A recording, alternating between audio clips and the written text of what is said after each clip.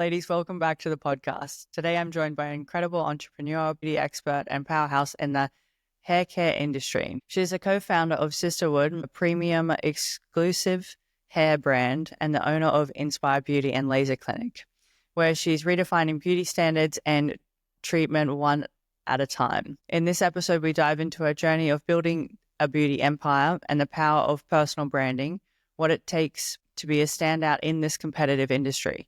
Plus, she shares some game-changing beauty insights and her vision into the future. So please sit back, relax, and I hope you enjoy this episode. Floriye, welcome to the podcast. Thanks for having me, Ashley. It's an absolute pleasure to have you here. You have built a beauty empire that's catching the attention of many around Australia. Before its success of the brands, could you pinpoint a spotlight moment or a moment where you had to bet completely on yourself? So, yes, when I started the venture on SisterWould, right at the beginning, I had a laser clinic business called Inspire Beauty and Laser Clinic. And I loved doing treatments on people on the daily and making that impact and helping people every day with their skin, hair and makeup, hairstyling, all the beauty treatments that help empower women especially.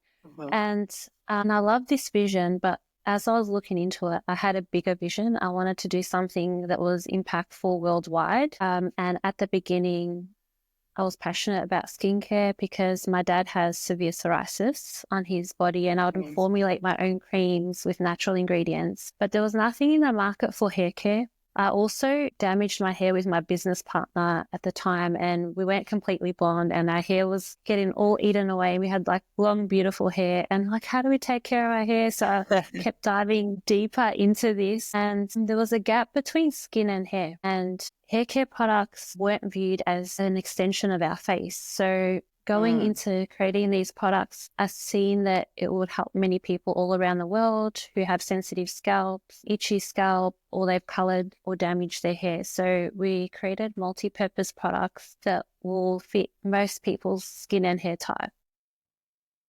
Interesting. And yeah, that's sort of where it began. When you say most people don't think of their hair as an extension of their face, does that mean that we think of our face as being skin that needs to be taken care of, and then the hair is just an afterthought? Yeah, people put a lot of emphasis on their face and skin routine, but not their hair care routine. So when coming up with our Give Me Life shampoo and conditioner, it's actually like a hair facial. So the shampoo has little beads that exfoliate the scalp, and it tingles on the scalp with finger lime and river mint, and that stimulates the blood flow on the scalp to help your hair grow. And then the conditioner hydrates, nourishes, and it repairs the hair.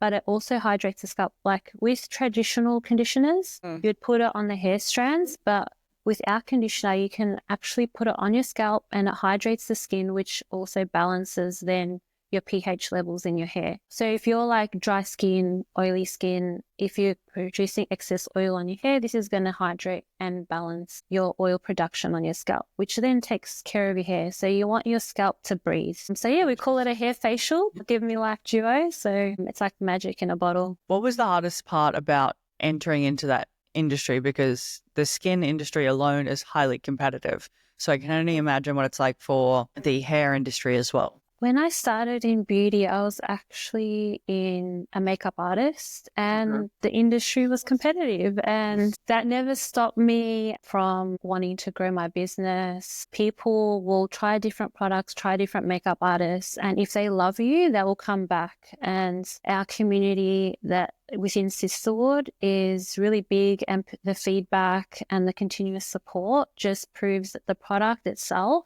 is helping people, and it's fun being creative and trying new things to grow the business and support people along the way. So it doesn't really bother me that there's competitors, because it's us against ourselves. It's not my vision isn't what's everyone else doing. It's let's create, let's make. What was that hardest part of that though? Even though it's stemming from you're filling a gap in the market for self or for somebody close to you, still a competitive industry. What was hard about trying to get it off the ground? The hardest thing is not having a marketing budget and being fully bootstrapped and being a startup.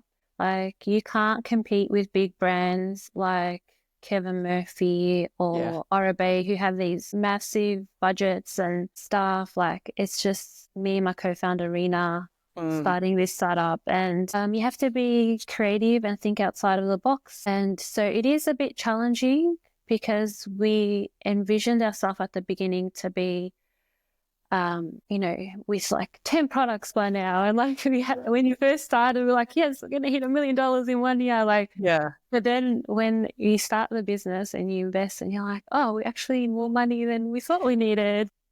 Didn't last as long as I thought. Yeah, and then you make mistakes along the way because it's all a learning process. The highs and lows through a startup is what's rewarding, and having that support around us is what just keeps us going as well. What type of support do you have? So we have our family support, we have our community support online, we have our mentors.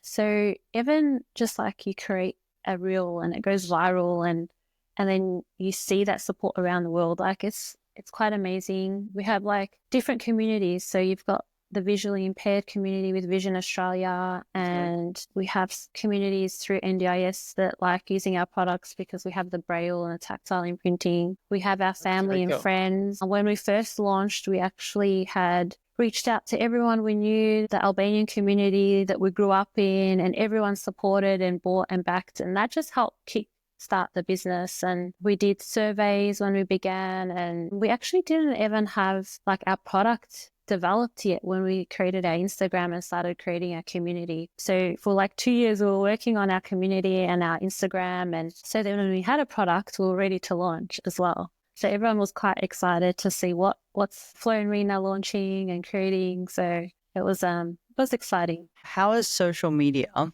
played into your marketing? If you didn't have a big marketing budget, was social media your go-to place? Yes, social media is definitely our go-to place. Rena and I, our generation is Instagram. So we started with what we knew. We knew how Instagram works, and we already had community on our own personal pages. Rena used to do beauty lifestyle influencing, and I used to do a lot of makeup and hair and beauty influencing. And so we had our social media to begin with, and then we created our SisterWould and joined it all together.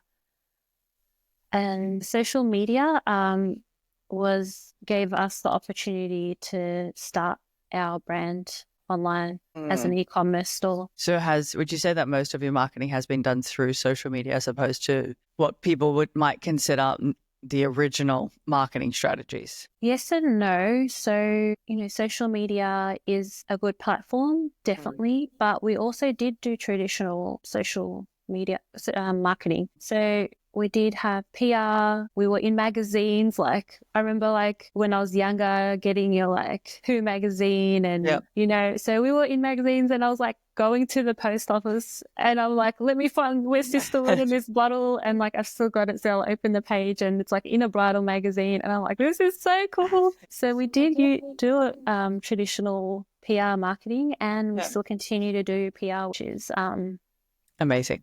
It's amazing. Also, other traditional means is, having that community is where the word of mouth, like if some try it, then the others want to try it. So that kind of traditional refer a friend really helped as well. Yeah, I agree with that actually too. The word of mouth is always more powerful than any other form of referral, I believe. But also I can relate to the magazine feeling. Like, I don't think anything will ever compare to opening up a magazine and being like, oh, I did that. And it being there for you. And magazines are digital as well, but it was just like a surreal moment. Yeah. It's like you get to tangibly hold it. And there's something about that holding compared to seeing it. For me, I think it's separate. It is. Especially if you grew up in that time with magazines being very prominent.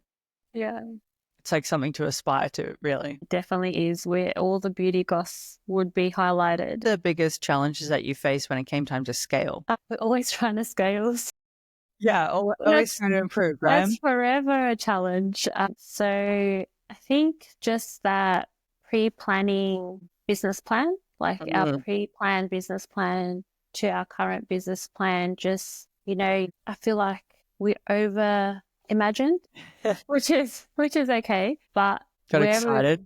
But seeing the growth like every 6 months, every year, it just keeps us going. And it actually starts off small. It's like a baby and you're growing it, Yeah. Yeah. but it's okay to like plan big because you do become big. And we're a testament through our brand being able to launch in Chemist Warehouse and Revolve and Amazon US. Like, In just huge places. I just feel like it's a dream, but it's quite amazing. One door of opportunity opens another door, and even if it's that one person trying your product and referring that friend, or so every little step along the way makes impact. Makes a difference for you. Yeah. And I know that for anyone listening, Chemist Warehouse is a major retail chain in Australia. And then Revolve is a US company, correct? Yeah. So I would class Revolve as like one of the biggest companies in the US, from hair care to clothing. And then Chemist Warehouse, I would equate to as one of Australia's largest chains throughout, which is phenomenal to be in. In those startup days, when you're trying to bootstrap to get everything up off the ground, how is your mindset? And if it wasn't in the best places, how did you shift it to get out? So along the startup journey, business journey, you're going to have highs and lows, and they're going to be stressful times. Like, we actually were developing our products through the pandemic, and it was a very scary time. And it's like, do we keep going? Like, what's happening in the world? Yeah. Trying to start a business, and there was all this fear. And honestly, all of it was just having faith and believing that we have a purpose in this life to help people, and that our intentions of the business to begin with will serve its purpose that it's meant to in the world and help others through self-care and hair care. And it's just having that faith in your mission and vision of the business. And you always go back to your why, and why am I doing this? And you constantly, when you're going through those low moments, you go back to your why and you write your why down, and you can vision it, look at it to remind yourself, because there's a lot that happens. Your mind has 100 things on it. Yeah, so going back to why you started in the first place is kind of what keeps us going through those hard times. I like it. You mentioned self-care earlier. Outside of the usual hair care, face masks, what does self-care mean to you on a deeper level? Self-care for me is your mind, your body, and your soul. So having a positive mindset, and your soul is your faith and what you believe in to help you like have a higher purpose in this life and get through life. So mine's my faith in Allah, which is God. And then your body is like taking care of your overall health, the inside, the outside of you. And so those three things together, if you can balance it, you can get through this life that we live. The whirlwind of ups and downs that we refer to as life, right? Yeah, it's like I picture it as a wave. You know, we're trying to get to the shore and get to that safe place. And a lot of things have waves, like when you're in pregnancy, for example, and, you know, you're getting contractions and they tell you it's like a wave, it's got a peak, it's going to be painful, but then it gets easier. So, and then at the end you get this beautiful gift. So that's, my business is like my baby, and it's like this beautiful gift. That's like one of the best ways I have ever heard somebody explain what life's like, but also their business. Like, people talk about the highs and lows in business, and you just deal with it, take the punches kind of, but never to look at it as a wave or related to pregnancy. I've not been pregnant before, so I wouldn't be able to comment on it. But even as you said it, I was like, oh, that's true. Thinking of my businesses, it's exactly the same thing. The peak comes, which is that monumental climb that feels like you're never going to end. And then you hit the peak, free throw for a little bit, and then you've got the next one. Next one, yeah. The next one's always coming. It is. So how do you maintain and balance all three of those things across running your business plus having your personal life? I don't know, I surprise myself sometimes.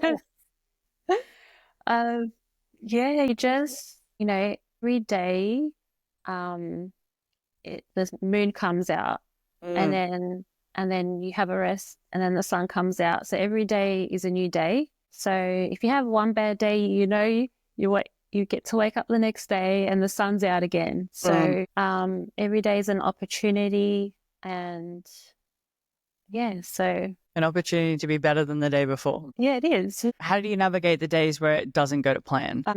My daily schedule, it's like it involves my children. So everything I do is for them as well. And just looking at them really inspires and motivates me, because they always say, "Mum, you're the best mum in the world, and I hope your business does well." So I've got these little two supporters that, believe in me. And then I balance it through my prayers, and in our prayers, we have our gratitude.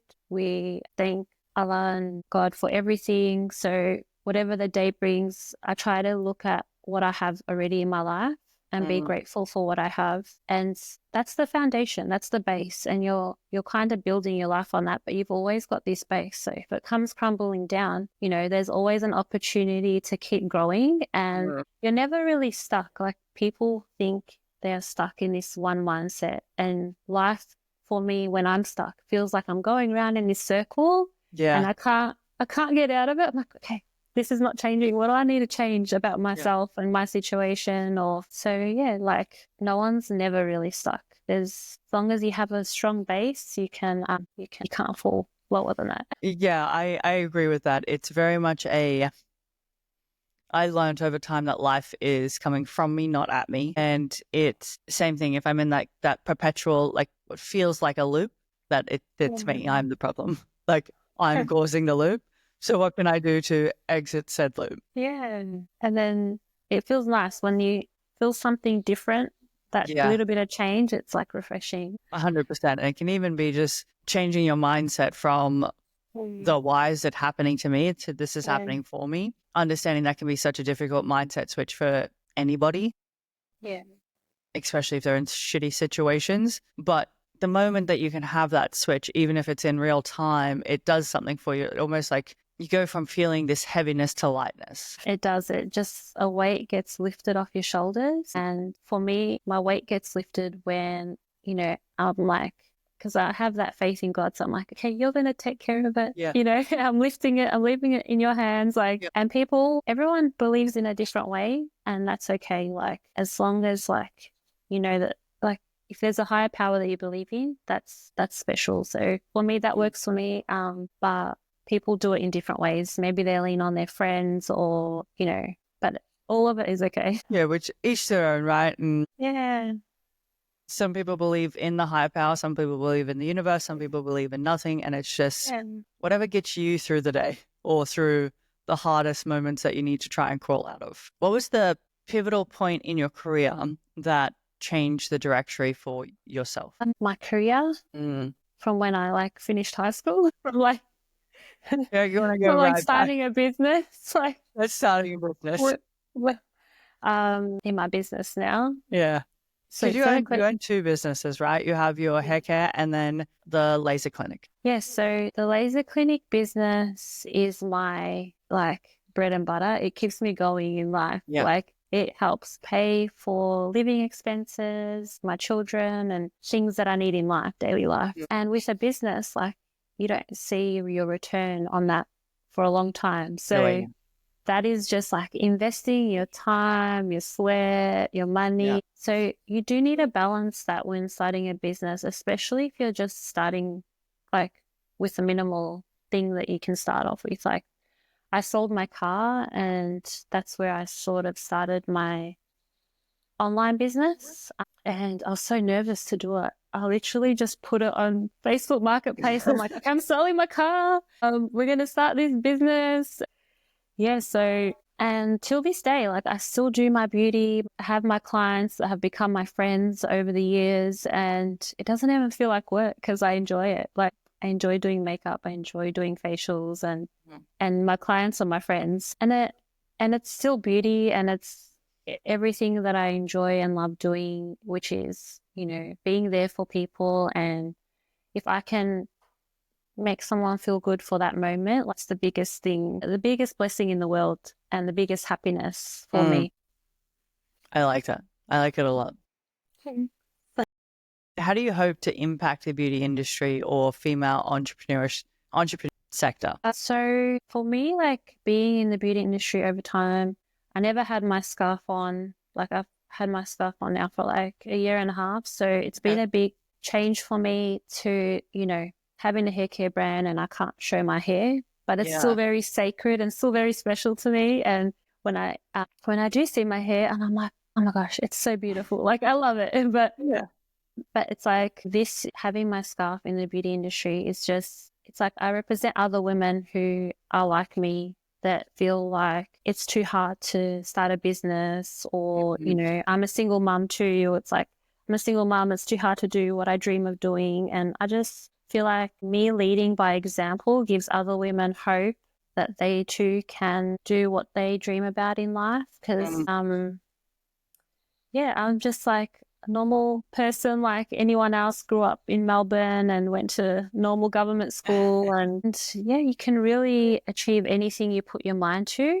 And if you have support around you, that's how you get there. Might be a personal question, but what was the shift between wearing your scarf, not wearing your scarf to wearing your scarf? So when I was little, I always loved the idea of putting my scarf on. I would go to the mosque as a child and go learn and be excited. And I'll walk down the street and like get picked on, like that I have my scarf on. It's like, no, I'm going and then life happens. You go to school, you become a teenager. And then I was like, you know what, when I'm 18, I'll wear the scarf. And then I turned 18, I got married and life happens. And I was like, oh my God. And then I hit 30 and I'm like, why haven't I put on my scarf? And it's more because I didn't feel comfortable with who I truly was. Like my identity didn't sit well with me without the scarf. Like what I believe on the inside of me didn't reflect how I looked on the outside. And interesting. So putting on my scarf, actually, it's like, this is who I am. This is what I believe in. These are my values. I can easily connect with people who have the same values. And it's like, it's not for everyone, but it's for me and it makes me happy. And it makes me, when someone looks at me, I want that to remind someone that there is Allah out there, that there's a God that will take care of you no matter what. Like you're never alone in this world. And this identity, I thought it was going to be so hard, owning a hair care brand, hiding my hair. It's like, how am I going to do this? I had fears in it and, it's just, it hasn't blocked anything. Like, if anything, I feel like I've had more opportunity, more support and styling it with different colors and different ways. I'm like, it's just like hair. It's still like fashion and it feels very pretty too. What was it that made you reconnect with that part of yourself? You mentioned earlier that you didn't feel like your internal self without it. So how did you realize that? And then how did you reconnect? So I felt like when the pandemic hit, I felt like the world was going to end a little bit. I think everyone did. Okay. Yeah. And I was like, everyone did. Have I done enough? Like, have I done enough for myself what I want to do for God in this world? Like, have I done enough? And then I was like, let me just try. Like, I started to practice more again and connect with my heart and put in like the practices that are like, it's like meditating. So you're just your prayers or, so I started to connect again. And once you start, that feeling in your heart just grows. So I started wearing the hijab just for Ramadan in fasting time. And then come Ramadan, it will finish and I'll be like, I don't know if I can continue doing this. So I it'll come off. And then next Ramadan, I'm like, I'm going to try again. I'm going to do it again. And then, so I did it for like 3 years in a row. And then right before I was about to put it on, I actually was in our mosque that I grew up in. And I was with sisters and friends. Like we would gather twice a month and just like have these sister circles and, be there for each other with religion and learn together and just, you have that friendship as well. And when I was there, I was like, I'm going to put the scarf on and I'm going to tell the girls next week. Come next week, I was like, oh, I'm not ready. But then I had it just coincidentally happened that I had 2 big business meetings and I was in a mosque, and when you're in a mosque, you can't take off your scarf. So I was like, Yeah. how am I going to do this meeting? I can't take off my scarf and I'm in a mosque. What are they going to think of me? Like, you know, with a scarf on, and being like Muslim, there's like growing up, you've always had this fear of like people judging you for being Muslim because of media. Yeah. Like, I can understand that, yeah, so especially in Australia. there was always this fear. And I was like, I had my meeting, and I was like, first meeting, I'm like, that wasn't too bad. I went back to the girls, and then I had my second meeting, and then, so I had the intention of putting it on, and then I didn't. But then I felt like my girls' night and those meetings weren't meant to be on the same day. They were actually a week apart, and it fell all on the same day. And I was like, okay, God, you want me to leave this scarf on? You're forcing me to leave this scarf, and you're showing me that it's okay to do it with business. So Yeah. I just never took it off ever since. And that just brought me back to when I was a little girl going to the mosque and putting on my hijab. And so, yeah, from that moment, I just felt like this is actually, it's okay to be me. And It's like, if I'm hearing you correctly in my interpretation of it, is like you realize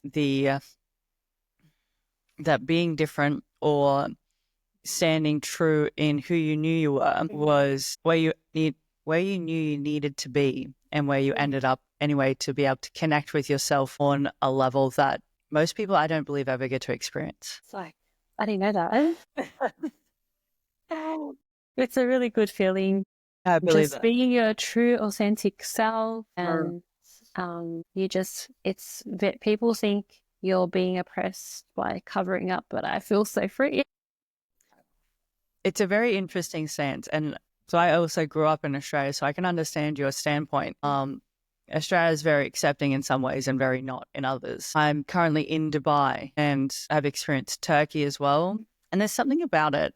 There's something about covering yourself in what I believe to be an extremely modest way, that when I first did it, I was like, I don't think I'm going to like this. When I did it, I was like, I don't know why, but I love it.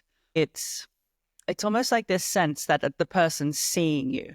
You're stopping to talk to somebody, man or woman, and their full focus is completely on your face. Yeah. So anything else it doesn't matter. The connection that I felt with anybody was, oh, you see me and I see you. Definitely. It is a really nice feeling, and I do get lots of questions, like especially in Australia, we're so multicultural, and I love when people are like right now it's Ramadan, and they're like, and I'm like, yeah, I'm fasting right now, and you know, people ask questions, and it's really nice because then you just see the community and how amazing, you know, Australia and Melbourne is. When you actually connect with people, you're like, oh my God, no one's judging me. It's all fine. Like, and yeah, I remember when I first tried to test out the stuff, I was like, let me just go to Coles. Like, what's going to happen? Go into the supermarket. And I was like, oh, no one really cares. Nothing happened. Yeah. I think we build things up into our head to be far worse than it will ever actually be. Yeah. The amount we build things up into our minds is like this big, and the problem's like this big. Even it's the same thing as like, you know, when you wear makeup and you don't wear makeup. Like, I remember when I was younger, I couldn't live without wearing makeup. And then you're just like, no, I can be the version of me that looks like what I look like without makeup and with makeup. So, and that's the same with the hijab. I'm like, it's like different versions of yourself. 100%. It's a weird feeling. What did your plans look like to expand further into the beauty market or the hair care market? Plans. So we're actually in the process of developing 3 new products. Oh, amazing. And we hope to launch that this year. Excellent. So that's going to be a big game changer for us, and it's going to open up more opportunities for retail space. And with 2 products, it's hard to be on a shelf because you get lost. But having more products, you're able to get into more retail shelf space, and creating more products that have Braille and being super inclusive. It's an exciting journey. It's all getting tested right now. So that's our next plan. And with that, we're going to get into more stores and go from there. So the 3 new products, what category do they fall into? It's all still hair care. So we want to grow our hair care range first, and then one day in the future get into like skin, body. it's SisterWould. We are going to be there for people and provide not just hair care one day. So this is our starting point, and we have a really big vision and business plan along our pipeline. I like it. I like it a lot. How do you handle self-doubt or imposter syndrome, if you will, if it ever pops up? So imposter syndrome for me is like facing my fear. So it sort of pops up when I feel like, okay, that's my fear. I've never done it before. I don't know what's on the other side of that. I don't know what it looks like. So and I'm someone that's like, okay, I got invited to a podcast. Let's just do it. Let's just face our fears. What's it going to be about? I don't know. So it's kind of, it is a scary feeling, but once you face that fear that you have within yourself, you realize that it's okay. I can breathe. It's not that bad. Yeah, it's like fear doesn't exist. Yeah. It's so all in our mind. Yeah. It's just taking that step over that hurdle, and then that imposter syndrome is gone. And I used to worry what people thought about me, like, is what I'm saying wrong? Or, like, what is someone going to think? And we grew up in a community where people love to talk about you, and you're scared of what people are going to say. And getting over imposter syndrome is not caring what people think, only care what you think about yourself. And if you know you have good intentions and what you're doing is for a reason that is good for you and for others, then it's fine. Like, doesn't matter how someone else thinks. You're going to have people that are team flow and people that are not. And that's okay. Yeah, it's true. You don't want everybody to love you. Even our product, like, it might work for some and it might not work for others, but we'll try our best to make something that works for someone else. And so, like, we know that everything's not for everyone, but we will try our best to be there for everyone. I like it. You mentioned Braille a couple of times. Is that Braille and being like all inclusive? Braille's not on most products, is it? Braille, there is about 15% of the world's population that are blind or visually impaired, and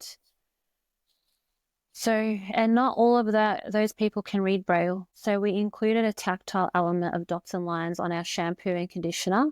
Yeah. And that helps people that don't read Braille differentiate between the products. So my mum, with age, she can't see, she wears glasses, so she can't read products in the shower. And having the tactile element on the side helps a wider audience. And then we took it a step further with our formulation, while we scientifically formulated that to have the texture and the sensory experience of color and tone in the product. So when you have a shower, you can actually feel the difference. I actually had a shower with our products with the lights off and at night. And I was like, I want to know what it feels like to use this without seeing. Like, how does it feel? How does someone that can't see the packaging, because blind and visually impaired people put lacquer band and sticky tape in the shower to differentiate their products. So when I had a shower with the lights off, I actually started crying because I'm like, this really works. This is helping someone. And I could really feel what it felt like to be blind or visually impaired. And it was so heartfelt that it is helping someone in the world. And we've had people that are blind actually touch and read the Braille in front of us and get emotional. And we're like, they were so happy to be included, and just seeing the reaction and the reward that it helps someone. And that just makes our vision and for our products to include everyone so much more important. Yeah, it's like the little things, right? And that, well, I say little thing, it's a little thing for me because I don't think about that, right? But for somebody who does need it, it's a big thing. So I can imagine how incredible it would be feeling to have that thing come back into your life. How did you identify that was a gap, that people, like, obviously there was your mom, not many other brands do it. How did you realize that was something to include? Yeah, so we are the world's first inclusive hair care brand that has all the tactile elements from Braille, tactile imprinting, the formulation. It's a 360 sensory experience. And when Rena and I started, both our mums suffered with visual impairments, and we've seen their daily struggles, and we asked them, like, how can we make this shampoo better for you? And they were like, we can't read the writing. And so then we're like, okay, let's contact Vision Australia and let's see how it's affecting, blind people and visually impaired people, and they told us how they had the kids' braille camps where they would put the lacquer band and sticky tape, and we're like, oh my God, like it's all these years, like why hasn't someone like just put this on packaging and helped everyone be included and enjoy self-care? And like we're meant to do it, like we're gonna do it. 100%. Yeah.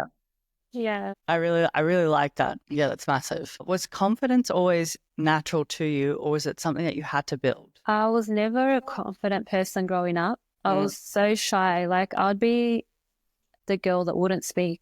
Like I was so introverted and I'll be just listening. Yeah. I never expressed myself, but I loved art. So I was very creative. And, you know, life experiences is where you start to find yourself and where you start to grow. So once I finished high school, started university, getting married, going out into the real world, I was going through life challenges and I was still felt like I wasn't able to express myself and be me. I was always trying to take care of everyone around me. And there came a point where just through life experiences that you want to speak up, like your bubble bursts and you're like, hey, I'm here. What about me? And then I feel like that point came when I sort of had like a rebirth of myself. And when I became a single mum, I felt like I had to find who I was again and look deep inside me and find that little Floriye girl inside me. And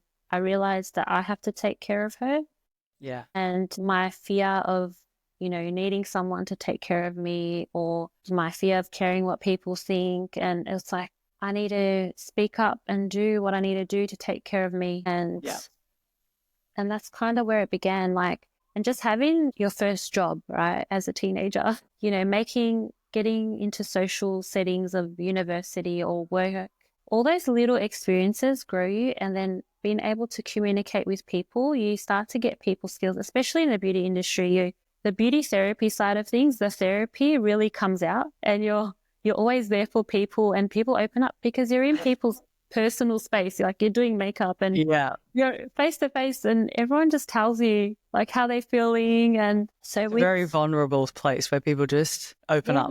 And that's made me open up too. Like, because you kind of, it's like me and you right now opening up and having that conversation through a podcast. And those experiences is what helps anyone like grow and become more confident. But I still feel like I'm that shy person, but I'm not shy in a way because I'm okay. Let's just do it, and that's it. Yeah, let's see. We get there in the end. I hope it just helps. Whatever I'm sharing, I hope it helps someone in the world with whatever stage they are at in life, and we can connect in that way. I think, like, I truly believe that's kind of why podcasts are phenomenal, because on some level, even if it's like the smallest snippet that somebody can take from it, it's a moment in time that lasts forever. And, you know, maybe it's in 3 years that somebody watches this and looks back and be like, oh, I'm in this place too. It's kind of like a book, but I get to listen to it, right? Yeah. If you were sitting down with your 18-year-old self, what advice would you give them? The advice I'd give my 18-year-old self is pick a career that you want to do, not what someone else tells you to do, or, you know, not for money, or not for, don't think about everything else. Like, think about what is it that I love doing, because that's what you're going to do the best at. So I was scared to do art. Like, I was like, I love art. I'm good with numbers. I like accounting, but how am I going to like live with art? Like, I need to do numbers so I can, you know, live my life and have a job and, you know, get a house one day and all those standards. Survive. But in the end of the day, you always go back to what you enjoy the most, and we already have the skills that whatever we're good at within us.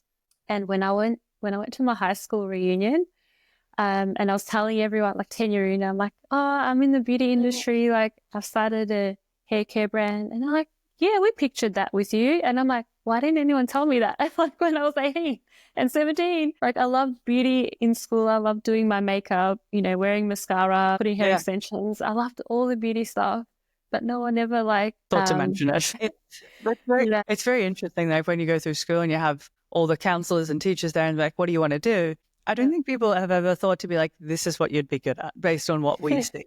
Like it's always put on the kid, what do you want to do? Well, the kid probably doesn't know. Yeah, no, you don't know, but it doesn't matter because every experience gets you to where you need to be. So having my accounting background has given me that mindset to start a business in what I love doing. So I'm like, that worked out. Like, I'm so glad Very that worked helpful. out. But nothing's a waste. You can always take whatever you learn and implement it in any job or business in your life. So just keep gaining experience and eventually you will do what you're meant to do and who you're meant to be. I like it. Flo, thank you so much for joining me on today's podcast. It has been an absolute pleasure speaking with you. Thanks for having me. I really enjoyed it. I feel like we can keep talking all day. I know. That's half my problem with my podcast. I have to cut them. Otherwise, we just talk forever. Thanks for having me, Ashley. Of course. Thank you so much. How do you feel? Sweating bullets. Yeah, but it was fun. No, good. Is it your first podcast? I have done 2 podcasts, but with my 3, sorry. So 2 with my business partner. And like when we do business podcasts, she's very good at talking about business and she enjoys it a lot. So I like to let her talk because she enjoys it. Yeah. But then when I did my double life, like it was a personal one, it wasn't business, that made me emotional. And then it was different. And now this feels different too. So it feels like a first time just me talking about business and myself. And so I was quite nervous. Don't be nervous. You did great. You did great. I think it is hard talking about yourself, like, because we don't really do it often, if that makes sense, or in a new capacity or a new situation where we talk about ourselves on multiple levels. And like, I was looking at you, but I'm like, should I be looking at my camera? And I'm like, I don't know. I don't know what I'm looking at. Like, it's so annoying because you're like, do I look at the screen? Do I look at the camera? Yeah. And now I'm looking behind the computer. Like, it should, So I was going to ask you at the beginning. I was like, it'll do. I'm not even sure. Like, and when I do solo ones, it's like this. Yeah. And some of them, it looks strange that I'm looking above the camera. But then some makes me look like I'm looking down. And that's not the case. So it's very... I don't think you can win on the computer. That's okay. That's good to know for next time. It's fine. How's Dubai? How long have you been in Dubai? Beginning of February. So I live in the United States and I'm just renewing my visa right now. So while it's happening, I was like, I'll just go to Dubai because I didn't want to remain in Australia. Yeah. It's beautiful here. Like I always heard about how like safe it was and anything like that. I didn't prepare for it though on the level that what it is. Have you been here before? I haven't been. So it's just I've been to Saudi Arabia. Like I did a pilgrimage, and so I know how it is like with how people dress, and it's different to Australia. And so I'm familiar with the customs because of my faith. But so Saudi, from my understanding, is very much more strict in terms of clothing. Especially for women. Dubai is very, depending on the part, like you can go down to the restaurants and stuff along the beach, people are walking around in bikinis and whatnot. But the safety level, like I would never in a million years in Australia or America go outside for a run after dark. Even when running during the day in America, like you're always constantly peripherals, wondering, like watching people, right? Where are they going? Who's coming? I don't have to worry about that here. Like it's just... You're saying. Yeah. And... like even if you walk down the street, right, being wolf whistled from a man is pretty high in Australia. Yeah. Not once. Like if you link eye contact with a man for too long, he'll look away. And it's just this, I didn't realize how much I would like it. It's very, very interesting. Yeah, it's part of like the faith where you can look once and then you can't look twice. Yeah. It's something I can't remember what the saying is. But I haven't felt that because I live in Melbourne, you know. I still haven't experienced what you've experienced. So that will, I can understand how you're like, it feels different and nice. Yeah, like I grew up in Queensland, very, very rural Queensland, and then went to Brisbane and then came to the States. Even also I was 20 something when I left Australia, so still very young, right? So capacity in which a young female is treated in Australia compared to someone in their late 20s, early 30s, I think is different. Yeah. But the energy's different. In saying that, I never felt at home in Australia. Like, even from a kid, I just knew that wasn't my place to live. I hadn't even landed in Dubai and I could feel the energy. And I was like, oh, will be different. It's Ramadan too now, so it's like extra special at this moment. Yeah, very much so. And it's very interesting to see everybody partake in it. I started for the first, I think, maybe 7 days. And I was like, how do people do this? Like, how do you function during the day and then try and eat everything and drink at nighttime while get your sleep? And if you go to the gym, where's the gym fitting? I found I wasn't sleeping. Like, I was like, all right, well, I got to get up and work now. So now I'm awake. And then by the second day, I was like, I don't think I've eaten or drunk anything for 2 days. That's funny. Like, highly impressed by anybody who does it. That's really cool that you tried it. Yeah. And it does get easier as the days go on. Interesting. The first 2 days are the hardest because you're detoxing coffee and your body's getting a nice cleanse. And it takes 28 days to your body to learn a new habit or to detox so that month is like a reset for your whole body, for your mind, for your soul. Everyone tries to be the best version of themselves in that month.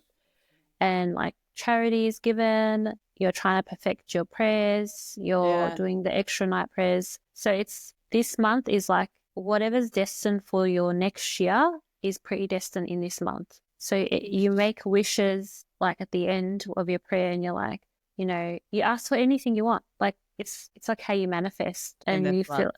Yeah. And so the angels actually like write like what flows destiny for the next year. And that's why this month everyone tries to do the best that they can. So in the years to come that life like is better and gets better as life goes on the end. So there's a lot of things, but on a scientifically note, fasting, it starts to your fat in your body becomes your energy, and that burns into energy while you're fasting, and then your brain actually becomes clear, so you can actually think better. But our bodies do feel a little bit weak. But once you start moving and you're doing stuff, you don't realize. But it's when you're like waiting for the time to eat, you're like, oh my God, when's the time to eat? Yeah, that last hour gets you like every time. So day naps, having a little day nap is fine while fasting. Because you do a lot of night stuff as well. And, that's what I was finding. And I was okay with, because I was like, okay, I can just switch things, right? And as it's getting hotter outside, I'm like, oh, I could see how I could do this, like just switch my timetables, because most of my work is US based. So that would help you. Yeah, like they're back to front, so I might as well just join them. Oh, that's funny. Yeah. Okay, I'm going to do that one day. Yeah. It has been an absolute pleasure. Thank you so much for joining me. And it was fantastic getting to know you too. Nice to get to know you, Ashley. Hopefully one day we'll see each other in like the same country. Maybe. Never know. I'd love to be in Dubai one day and take the brand there. Look, and the UK. I think one of the best things about Dubai is that most people here are expats. So I've not met a person yet who hasn't tried to help in some way. And even if they can't, they have a friend who definitely can, because everybody here does something for somebody, because everybody's just trying to make something of themselves. Like it's all on the same playing field, trying to build up. Yeah. I see a lot of it on Instagram. I'm like, which does so well in Dubai. No taxes. It looks like it. Well, it's no taxes, right? To two sides. People talk of it being very superficial. I think that happens anywhere. LA, for example, I would equate to Gold Coast being very similar. True. But I don't know. Like it's because, it just seems booming. So you have your podcast, and what else do you do? So I consult, and I place it in like in the mentor category, right? Usually women in startups or seeking personal development. Yeah. I came from the fitness space, owned a gym in California, sold it, and now just traveling a little bit, seeing the world so I can head back. And then you don't know what other opportunities will come out of it. True. Exactly. That was my point. I spent it's been almost a decade since I left the US, and there was like a part of me that was